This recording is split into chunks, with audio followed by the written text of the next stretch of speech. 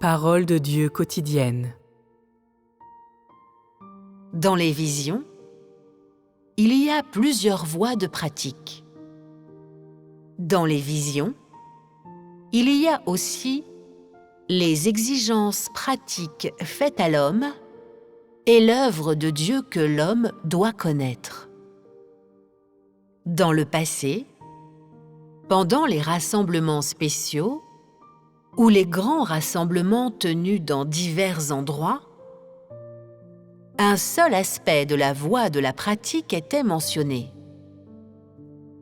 Une telle pratique était celle qui devait être mise en pratique au cours de l'ère de la grâce et avait peu de rapport avec la connaissance de Dieu.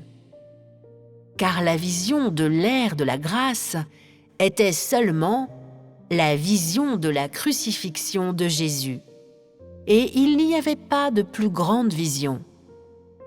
L'homme ne devait connaître que le travail de sa rédemption de l'humanité par la crucifixion. Et ainsi, pendant l'ère de la grâce, aucune autre vision n'était accessible à la connaissance de l'homme. De cette façon, l'homme n'avait qu'une faible connaissance de Dieu. Et en dehors de la connaissance de l'amour et de la compassion de Jésus, l'homme n'avait que de petites choses simples et pitoyables à mettre en pratique, des choses sans comparaison avec aujourd'hui.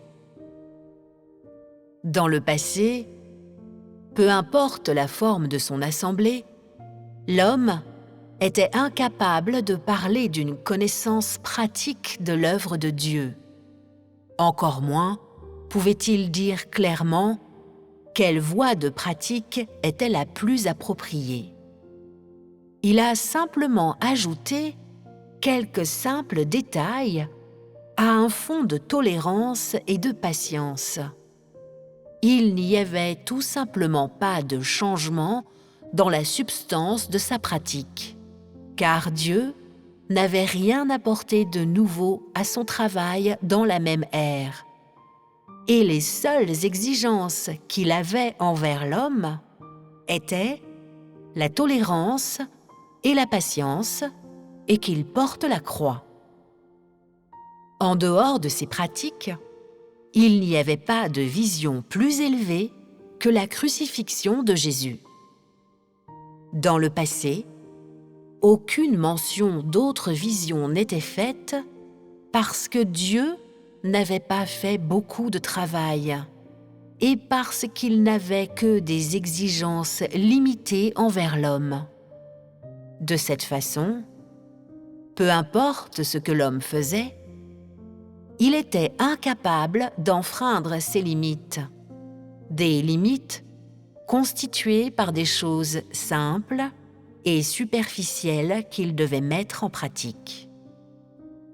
Aujourd'hui, je parle d'autres visions, car davantage de travail a été fait aujourd'hui, un travail grandement supérieur à l'ère de la loi et l'ère de la grâce. Les exigences envers l'homme sont aussi beaucoup plus élevées que dans les ères passées. Si l'homme est incapable de connaître ce travail à fond, alors il n'a pas une grande importance. On peut dire que l'homme aurait de la difficulté à bien connaître ce travail s'il n'y consacrait pas l'effort de toute une vie. Dans le travail de la conquête, ne parler que de la voie de la pratique rendrait la conquête de l'homme impossible. Ne parler que des visions, sans aucune exigence pour l'homme, rendrait aussi la conquête de l'homme impossible. Si on ne parlait que de la voie de la pratique, alors il serait impossible de frapper le talon d'Achille de l'homme ou de dissiper les conceptions de l'homme, et donc il serait aussi impossible de conquérir complètement l'homme. Les visions sont le principal instrument de la conquête de l'homme. Pour autant, s'il n'y avait que la voie des visions, l'homme ne pourrait pas suivre. Encore moins pourrait-il entrer. Tel a été le principe de l'œuvre de Dieu du début à la fin. Dans les visions, il y a ce qui peut être mis en pratique et il y a des visions qui excluent une telle pratique. Le degré des changements dans la vie de l'homme et dans son tempérament est égal au degré des changements dans les visions. Si l'homme ne comptait que sur ses propres efforts, il lui serait impossible d'atteindre un degré de changement élevé. Les visions parlent de l'œuvre de Dieu lui-même et de la gestion de Dieu. La pratique se réfère à la voie de la pratique de l'homme et à la manière de vivre de l'homme.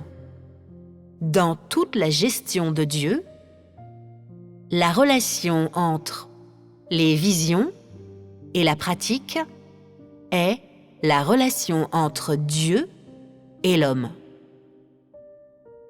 Si les visions étaient enlevées, ou si on en parlait sans inclure la pratique, ou s'il n'y avait que les visions, et la pratique de l'homme était éradiquée, alors ces choses ne pourraient pas être considérées comme la gestion de Dieu.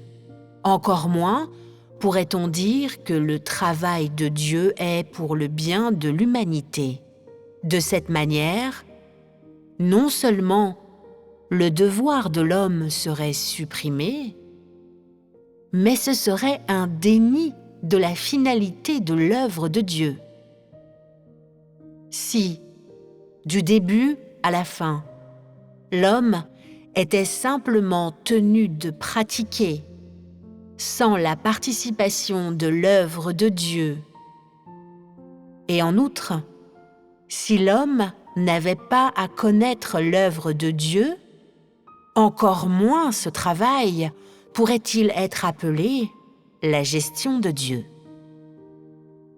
Si l'homme ne connaissait pas Dieu et ignorait la volonté de Dieu et aveuglément réalisait sa pratique d'une manière vague et abstraite, alors il ne deviendrait jamais une créature pleinement qualifiée. Et donc, ces deux choses sont indispensables. S'il n'y avait que l'œuvre de Dieu, c'est-à-dire s'il n'y avait que les visions, et si la coopération ou la pratique de l'homme était absente, alors ces choses ne pourraient pas être appelées la gestion de Dieu. S'il n'y avait que la pratique et l'entrée de l'homme, alors, si élevée que soit la voie empruntée par l'homme, ce serait aussi inacceptable.